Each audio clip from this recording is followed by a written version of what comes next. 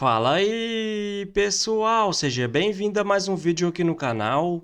Vamos acompanhar as últimas notícias do São Paulo e vamos ver a análise dos comentaristas sobre essa classificação do tricolor para as quartas de final da Libertadores, no sufoco e nos pênaltis. Então vamos ver essas últimas notícias e em breve eu estou de volta para comentar. Então, sem mais enrolação, vamos pro vídeo. Falar sobre o São Paulo que está nas quartas de final da Libertadores e assegurou mais um reforço. Classificação do tricolor na Libertadores foi das mais sofridas, traumáticas e emocionantes. São Paulo vencia o Atlético Nacional da Colômbia por 1-0, gol marcado no comecinho pelo André Silva, no segundo tempo em cobrança de pênalti, o ex-jogador do Santos, o Morelos, empatou. São Paulo, com um jogador a mais, criou inúmeras oportunidades de gol. Ferreirinha entrou bem, teve chances. A verdade é que o Ospina, o goleiro do Atlético Nacional, pegou até pensamento na reta final do jogo. E a decisão foi para pênaltis. Tenho certeza que o torcedor do São Paulo deve ter se lembrado da disputa recente de pênaltis na Copa do Brasil contra o Atlético Paranaense, em que o São Paulo perde por 3-0. Mas a grande diferença para essa decisão estava no gol, enquanto o Jandrei participou da decisão de pênaltis contra o Atlético Paranaense e já nem está mais no clube. Rafael foi o goleiro do São Paulo nessa terça-feira. E o Rafael, que já havia sido um grande destaque no jogo na Colômbia, pegou um pênalti e viu o Rinestroso, o principal jogador do Atlético Nacional, acertar sua cobrança no travessão. O Marcos Antônio até perdeu o pênalti para o São Paulo, mas o tricolor, com uma cobrança do Cédric, fechou a disputa por pênaltis com vitória por 4-3, classificação para as quartas de final e cerca de 9 milhões de reais de cota de premiação da Conmebol garantidas pela presença entre os 8 melhores. O adversário nas quartas vai ser conhecido na quinta-feira no duelo entre Botafogo e LDU. Jogo de volta na altitude. Na ida, Botafogo venceu por 1-0. 57.461 torcedores estiveram no Morumbi na noite dessa terça-feira por uma renda de 3.800.000 reais. Outra excelente notícia para o torcedor do São Paulo: a novela envolvendo o lateral direito Mailton enfim acabou. São Paulo se acertou com o Metalist. A primeira proposta, que havia sido feita de empréstimo, foi descartada. São Paulo sugeriu ao time ucraniano o perdão de uma dívida de $800 mil pela compra do Paulinho Boia, além do fim daquele processo movido pelo São Paulo contra o Metalist de transfer ban, exatamente por conta da dívida dessa contratação. Diante disso, o Mailton foi liberado em definitivo para o São Paulo e vai passar por exames médicos nas próximas horas para assinar contrato com o São Paulo, tricolor que já havia contratado o Rafael Tolói. Tolói e Mailton se juntam ao restante do elenco e passam a ser opções para as quartas de final. São Paulo foi para essa eliminatória com muitos problemas, né? Com 3 zagueiros apenas, sem zagueiro no banco de reservas, perdendo um jogador a cada partida. Dessa vez o Alisson não pôde jogar e ele talvez fosse importante no segundo tempo para a troca, né? Então o São Paulo estava muito no limite. O principal jogador do time retornando ainda longe das melhores condições, o Lucas. E acho que o não ter aberto 2-0, 2 gols de diferença no primeiro tempo, acabou custando ao São Paulo o domínio do jogo. E curiosamente, quando você fala das trocas, foi a partir das trocas que o Nacional ganha espaço, ganha condição de ameaçar o gol do Rafael, né? Quando entra o Lucas no lugar do Rodriguinho. Porque o Rodriguinho tem uma característica, ele é um meia, o Lucas tem outra, ele é um atacante. E o time meio que se divide em 2 pedaços, e aí o Nacional começa a crescer, sobretudo pelo lado direito, que é um problema do São Paulo, quando o Enzo Dias tem uma missão de marcar e atacar simultânea. E aí, chegando ao empate num pênalti, discutível, acho o pênalti, mas a partir do pênalti aconteceu tudo. Na comemoração, como disse o Danilo, o Cardona é expulso, e a treta com o Ferrarese vem desde o pênalti segundo que o Cardona perdeu lá na Colômbia, quando o Ferrarese falou um monte no ouvido dele, só que daquela vez o árbitro estava de costas, dessa vez o árbitro estava de frente para os dois e expulsou o Cardona. Não sei o que o Cardona falou para o Ferrarese. Só que, com 1 a menos, o Atlético Nacional simulou um time da Libertadores da década de 80. Não teve mais jogo, né? O jogo ficou parado depois da cobrança e da expulsão por 8 minutos parado.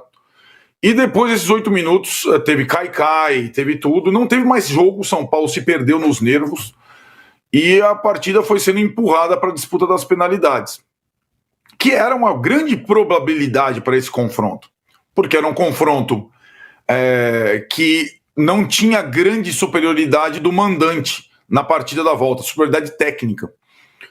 E dessa vez, como eu falava lá na partida da ida, após aquele sufoco e o empate de 0-0, o São Paulo teria obrigatoriamente que na volta se preparar muito para as penalidades, porque elas poderiam acontecer, né? E aí não era uma questão do Rafael, porque o Rafael já tinha sido o herói na Colômbia e, assim como o Everton do Palmeiras, né, Danilo? Um ou outro ele pega. O problema é batedor, né? E o São Paulo vinha com problema para converter pênaltis desde o ano passado, muitas cobranças desperdiçadas, e esse ano também. E aí, nas penalidades, o São Paulo só perdeu uma com o Marcos Antônio, a bola foi na trave, descobriu, entre aspas, novos batedores, os laterais, o Enzo e o Cédric, e acabou passando. Eu acho que para o São Paulo era muito importante passar, porque pior que está, não fica. E o limite completo desse elenco, ele tende a ser um pouco mais elástico a partir da próxima eliminatória, a partir do próximo jogo, melhor dizendo, né? O São Paulo vai poder usufruir, como o Palmeiras, como o Flamengo, como outros times, da frente dupla e não mais a frente tripla. O São Paulo vai poder recuperar alguns jogadores fundamentais que não participaram dessa eliminatória, por exemplo, o Arboleda. Vai poder inscrever alguns jogadores que não participaram das eliminatórias, por exemplo, o Rafael Tolói. E certamente estará mais forte na próxima etapa, nas quartas de final. Mais forte, mais descansado, mais preparado. E o São Paulo na Libertadores é um time forte, tem muita tradição. O São Paulo completou ontem a sua 17ª partida invicta na Copa Libertadores. Isso não é comum, isso não é... Ele poderia ter sido eliminado invicto, mas ele se classificou invicto. E para derrotar o São Paulo na Libertadores, olha, a série do São Paulo não é qualquer coisa, poucos gols sofridos nessa série de 17, que vem desde 2024, desde a fase de grupos de 2024, que teve aí até um jogo com o Carpini, 2 jogos com o Crespo e o restante com o Zubeldia. Então o São Paulo pode sonhar na Libertadores. No Campeonato Brasileiro é impossível, com esse elenco, impossível sonhar. Mas dá para sonhar com a Libertadores. E eu não digo que o São Paulo está jogando mal, porque o São Paulo não está jogando mal no Brasileiro. O São Paulo jogou pior que o Atlético Nacional na eliminatória. Sim, mas a alternativa da enquete precisa jogar mais. O São Paulo vai jogar mais, porque vai ter mais jogadores para jogar mais. E eu acho que o recorte do Brasileiro, nesse período em que ele coincidiu com Libertadores e Copa do Brasil, foi bom em termos de atuação. Aí está a projeção das chaves, o Danilo tem total razão.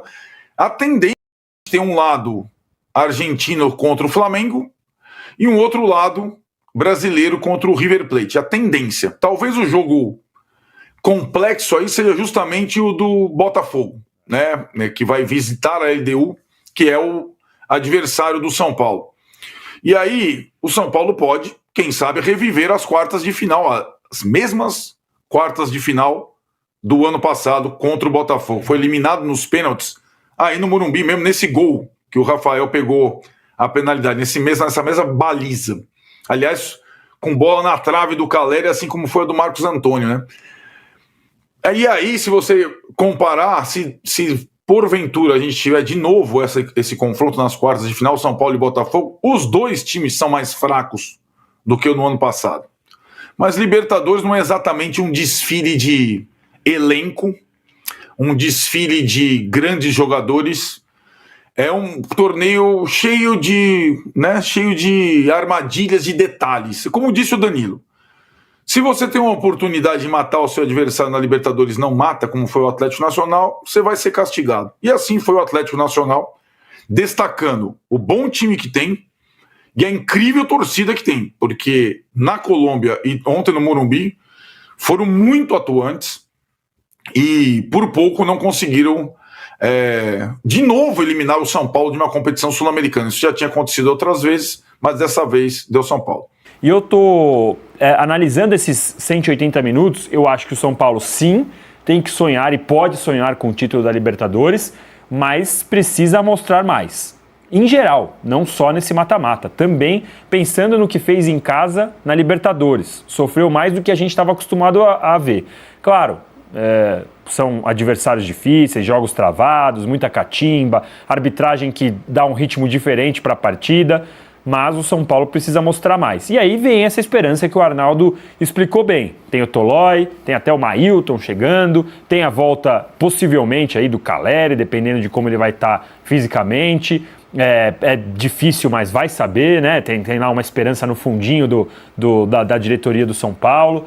Então, assim, o São Paulo tem por que acreditar que pode ter dias melhores, mas para poder realmente acreditar, tem que jogar mais do que jogou nesses 180 minutos e do que jogou em casa na fase de grupos.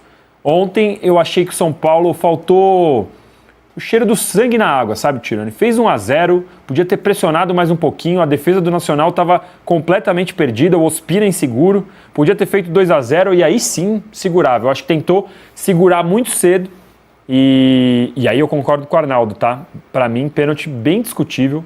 Depois a gente pode falar um pouco mais disso. Infelizmente eu não posso levantar no cenário aqui para poder descrever, mas o Morelos estava o tempo inteiro, o jogo inteiro, tentando um lance desta maneira. Ele parava na frente do zagueiro, esperava o choque e desmaiava, e caía. E esse lance do pênalti foi igual. Ele parou na frente do Enzo, esperou o contato e aí ele simulou de uma maneira bonita, porque na câmera lenta parece muito pênalti. Deve ter gente me xingando e falando, você tá maluco? Nossa, porque na câmera lenta parece muito pênalti. Ele para, o Enzo toca na perna, bem no joelho, ele desaba bonito. Ele aprendeu a cavar o pênalti pro VAR, o jogador. Os jogadores em geral, mas o Morelos ontem estava o jogo inteiro ensaiando isso. E conseguiu. Porque, se você vê, ele não ia tentar chutar ele nem nada. Ele parou e esperou o contato e caiu. Um pênalti de VAR que complicou o jogo. E aí, nossa, assim, como vocês bem sabem, eu não sou São Paulino, mas eu fiquei muito, mas muito irritado com a catimba do Atlético Nacional, porque é insuportável. Pelo menos ontem, o juiz deu 8 minutos de acréscimo. Porque em outros jogos, a gente veria toda essa catimba e o juiz mete 3. Mas pelo menos ontem ele deu 8. Que já poderia dar mais, viu? Poderia dar 12. Mas deu 8, pelo menos pro padrão da Libertadores, foi bom. E então vamos comentar sobre essas últimas notícias do São Paulo. E o Tricolor conseguiu, a classificação para as quartas de final da Libertadores nos pênaltis. O São Paulo começou o jogo com Rafael no gol, a linha de 3 zagueiros, com Sabino, Alan Franco e Ferrarese, na ala esquerda Enzo Dias e na direita Cédric, no meio-campo Rodriguinho, Marcos Antônio e Bobadilha e na frente André Silva e Luciano. E na minha visão, como eu tinha falado no último vídeo, galera? Apesar do André Silva ter feito o gol do jogo, acho que o São Paulo poderia ter começado com Ferreirinha, por exemplo, para ficar um ataque com mais velocidade, porque André Silva e Luciano fica assim um ataque muito lento, até porque o Zala não sobe muito, nem o Enzo Dias na esquerda e nem o Cédric na direita. Uma novidade foi o Rodriguinho no meio-campo. Gostei muito, galera? Porque ele traz muita velocidade para esse meio-campo do São Paulo. Agora já para as quartas de final da Libertadores, o São Paulo vai contar com as voltas do lateral esquerdo Wendel, do meia Oscar, do zagueiro Arboleda e do lateral direito Mailton, que o São Paulo fechou, que veio da Chapecoense. Já sobre o jogo, o São Paulo conseguiu fazer o gol no começo com o André Silva, aos 3 minutos do primeiro tempo. Aí todo mundo esperava uma goleada pela frente, que não aconteceu. O São Paulo recuou, o Atlético Nacional veio para cima e no segundo tempo conseguiu empatar o jogo, mas logo depois o Cardona foi expulso. Aí todo mundo também esperava que o São Paulo ia conseguir fazer o segundo gol, galera? Mas o Atlético Nacional fez muita cera e enfim foi para os pênaltis. O Marcos Antônio errou para o São Paulo o segundo pênalti, mas o Rafael foi muito decisivo, catou o primeiro, né, do Atlético Nacional, e o quinto, né, ele jogou, bateu na trave, e o São Paulo converteu com o Cédric. E enfim, nas quartas de final da Libertadores, e que vem a LDU ou Botafogo. E agora vamos ver as notas do público para os jogadores do jogo de ontem. O Rafael, que foi muito decisivo no jogo e também nos pênaltis, teve uma nota de 9,5. O Ferrarese teve uma nota de 6,5. O Alan Franco teve uma nota de 7,3. O Sabino teve uma nota de 5,6. O Arboleda faz muita falta nessa zaga do São Paulo, mas ele já deve estar disponível para as quartas de final. O Cédric, que fechou a classificação do São Paulo, teve uma nota de 7,5. O Bobadilha teve uma nota de 6,5. O Marcos Antônio, que errou um pênalti para o São Paulo, mas mesmo assim fez um ótimo jogo e teve uma nota de 7,1. O Rodriguinho traz muita velocidade para esse meio-campo do São Paulo, teve uma nota de 7. O Lucas Moura, que entrou no segundo tempo, não entrou muito bem, mas ainda está sem ritmo de jogo, mas pelo menos converteu um pênalti para o São Paulo e foi decisivo, então uma nota de 6,6. O Enzo Dias teve uma nota de 5,7. O Luciano, muito abaixo na minha visão no jogo, mas pelo menos também converteu um pênalti e teve uma nota de 5,7. O André Silva, apesar de ter feito um gol, acho que o ataque com ele fica muito lento e ele teve uma nota de 7,5. O Ferreirinha, que entrou no segundo tempo, teve uma nota de 6,8. E o Hernan Crespo teve uma nota de 6,4. E após a classificação para as quartas de final da Libertadores, o São Paulo entra em campo novamente neste domingo, agora jogando em casa contra o Atlético Mineiro. No dia 30, joga fora de casa contra o Cruzeiro. No dia 13, joga em casa contra o Botafogo. Os 3 jogos pelo Campeonato Brasileiro. No dia 17, tem o primeiro jogo das quartas de final da Libertadores. O São Paulo joga o primeiro jogo fora de casa contra Botafogo ou LDU. No dia 20, tem um clássico pela frente. Joga fora de casa contra o Santos pelo Campeonato Brasileiro. No dia 24, tem um jogo de volta das quartas de final da Libertadores. Agora o São Paulo joga em casa, no segundo jogo. No dia 27, joga em casa contra o Ceará. No dia 1/10, joga fora de casa contra o Fortaleza. E no dia 16, tem um clássico pela frente. Joga em casa contra o Palmeiras. Esses 3 jogos pelo Campeonato Brasileiro. Então essa é a sequência do São Paulo nos próximos dias. E temos que ser sinceros, o São Paulo precisa evoluir mais, pensando em Libertadores. Apesar da classificação, não acho que o São Paulo fez um bom jogo assim, né, galera? Porque jogando em casa, tinha que ter atacado mais. Então eu espero que nesses jogos agora do Campeonato Brasileiro, o Crespo comece a testar mais o ataque, com Ferreirinha, Henrique Carmo, para ver, né, galera, se não fica com mais velocidade e mais mobilidade. Então, se você curtiu o vídeo, deixa seu like, se inscreva no canal e até a próxima!